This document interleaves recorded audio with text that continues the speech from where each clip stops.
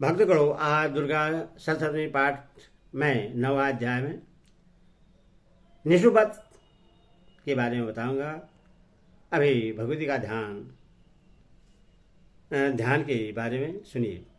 मैं अर्धनारीश्वर की श्री विग्रह की निरंतर शरण लेता हूं। उसका वर्णन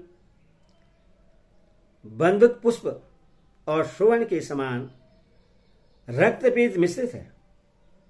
वह अपनी भुजा में सुंदर अक्षमाला, पास, अंकुश और व्रत मुद्रा धारण करती है।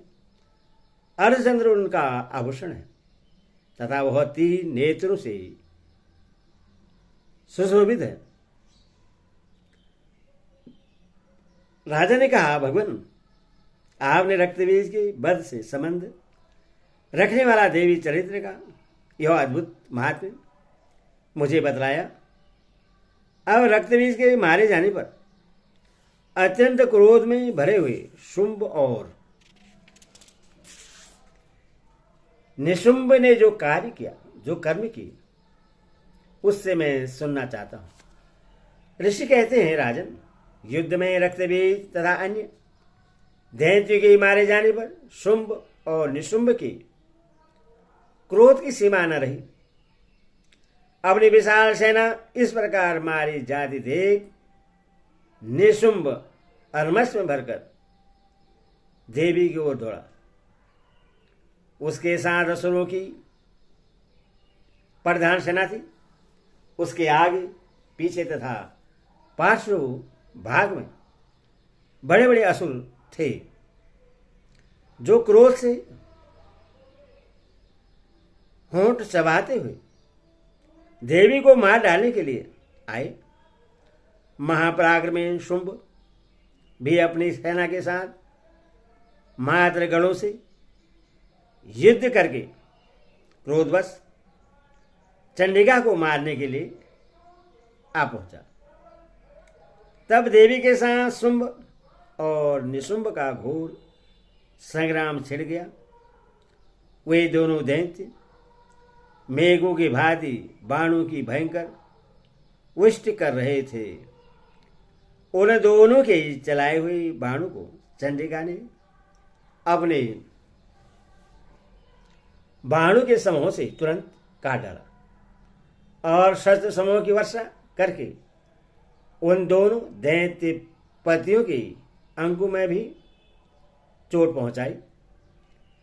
निशुंभ ने तीखी तलवार और चमकती हुई ढाल लेकर देवी के श्रेष्ठ वाहन सिंह के मस्तक पर प्रहार किया। अपने वाहन को चोट पहुंचने पर देवी ने शूद्रप नामक बाण से निशुंभ की श्रेष्ठ तलवार तुरंत ही काट डाली और उसकी ढाल को भी, जिसमें 8 चांद जड़े थे, खंड खंड कर दिया। ढाल और तलवार के कट जाने पर उस असुर ने शक्ति चलाई, किंतु सामने आने पर देवी ने चक्र से उसके भी 2 टुकड़े कर दिए। अब तो निशुंभ क्रोध से जल उठा और उस दानव ने देवी को मारने के लिए शूल उठाया, किंतु देवी ने समीप आने पर उससे भी मुक्के से मारकर चूर कर दिया। तब उसने गदा घुमाकर चंडी के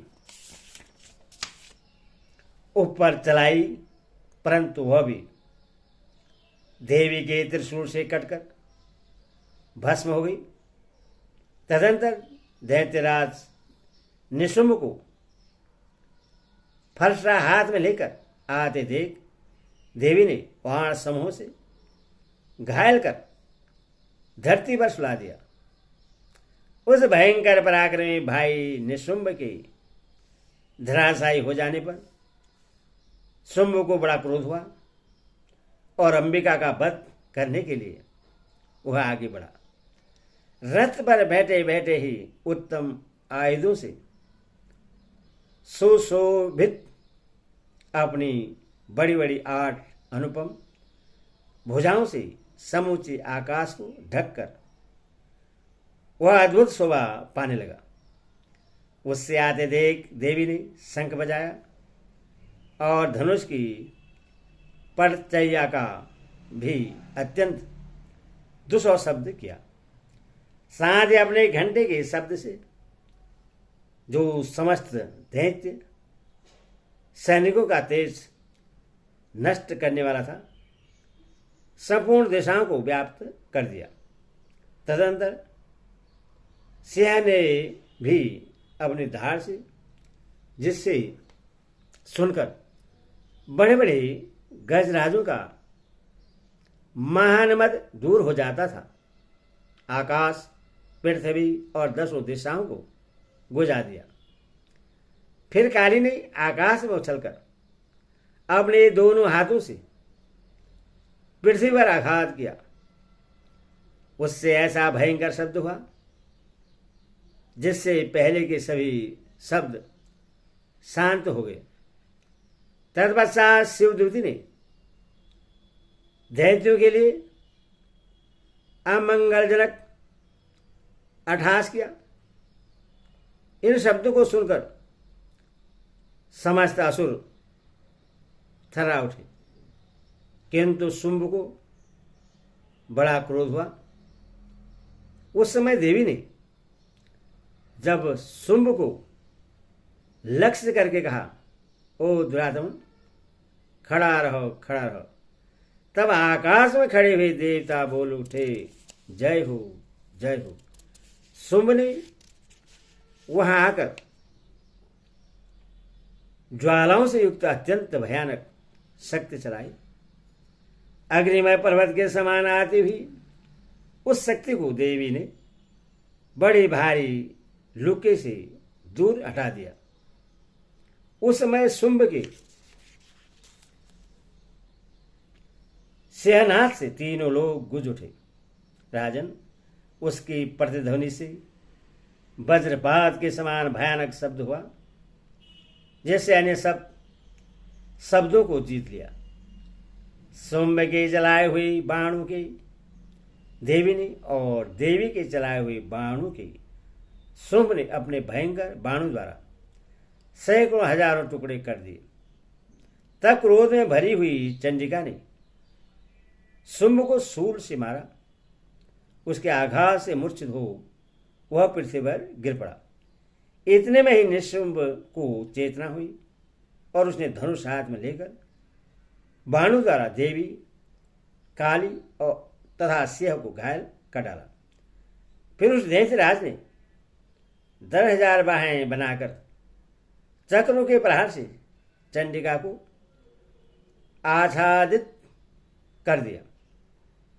तब दुर्गम पीड़ा का नाश करने वाली भगवती दुर्गा ने कुपित होकर अपने बाणों से उन चक्रों तथा बाणों को काट गिराया। यह देख निशुंभ दैत्य सेना के साथ चंडिका का वध करने के लिए हाथ में गदा ले बड़े वेग से दौड़ा। उसके आते ही चंडी ने तीखी धार वाली तलवार से उसकी गदा को शीघ्र ही काट डाला। तब उसने शूल हाथ में ले लिया। देवताओं को पीड़ा देने वाला निशुंभ को शूल हाथ में लिए आते देख चंडिका ने वेग से चलाए हुए अपने शूल से उसकी छाती छेद डाली। शूल से विदीर्ण हो जाने पर उसकी छाती से एक दूसरा महाबली एवं पराक्रमी पुरुष खड़ी रहो, खड़ी रहो कहता हुआ निकला। उस निकलते हुए पुरुष की बात सुनकर देवी ठाकर हंस पड़ी और खंडक से उन्होंने उसका मस्तक काट डाला।